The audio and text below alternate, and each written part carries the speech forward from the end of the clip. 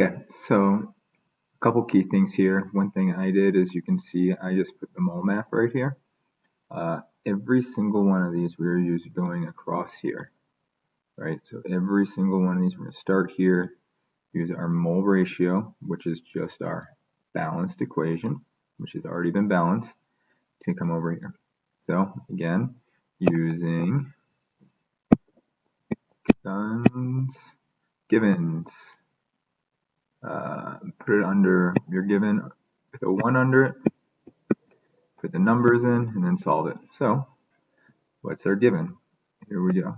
Here is our given, and what is that stuff called? So 2.31, I'm going to put it over 1, and that stuff is C4. In fact, I just made a little mistake, so I'm going to go back. I forgot to give my unit. Mole C4H12.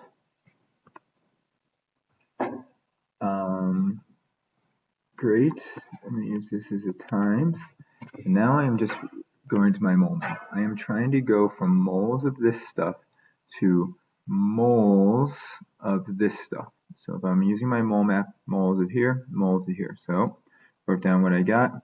Now I have to put moles of the thing I'm looking for in the top. So I'm looking for mole of O2. Mole of the thing I already have on the bottom. H12. Now I have to plug these numbers in.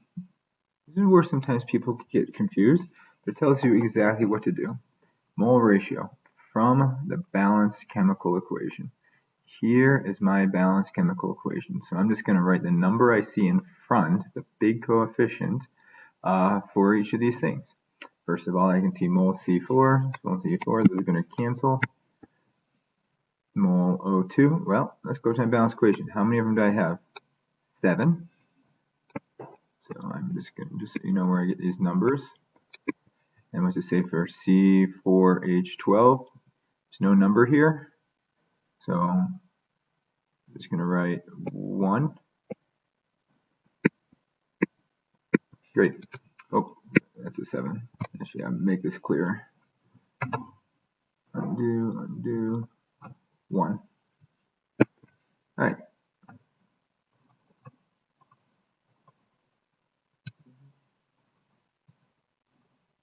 Great. So now 7 times 2.31, I actually don't know. Wrong thing, calculator. 2.31 times 7 equals 16.7.